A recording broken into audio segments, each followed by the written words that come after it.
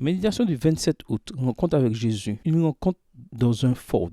Plein d'admiration, ces hommes se disaient « Quel est celui-ci, car même les vents et la mer lui obéissent ?» Matthieu 8, verset 27. Nicolas, Karina et Denis étaient bénévoles dans une école adventiste en Norvège. Un week-end, ils ont été invités à se rendre dans une cabane située dans un forge à l'ouest du pays.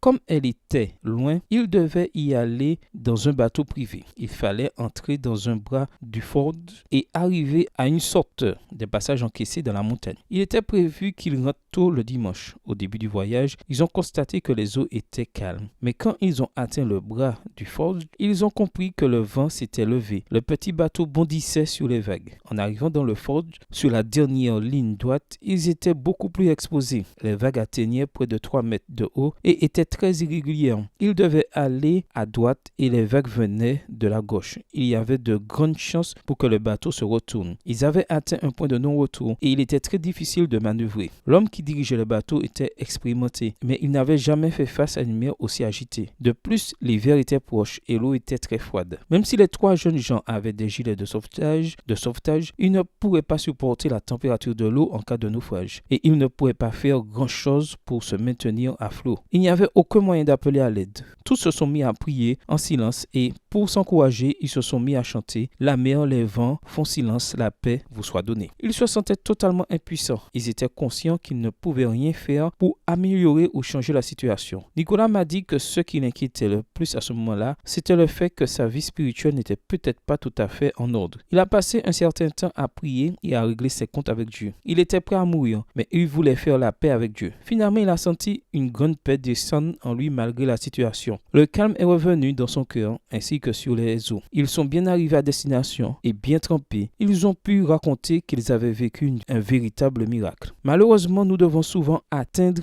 des points comme celui-là pour repenser les choses en profondeur, a dit Nicolas en réfléchissant lorsqu'il m'a raconté cette histoire. Quelle est ta situation aujourd'hui? Traverses-tu des difficultés? N'est-ce pas Dieu qui te donne l'occasion d'évaluer ta relation avec lui et de t'apporter sa paix? Bonne journée à toi et que le Seigneur te bénisse.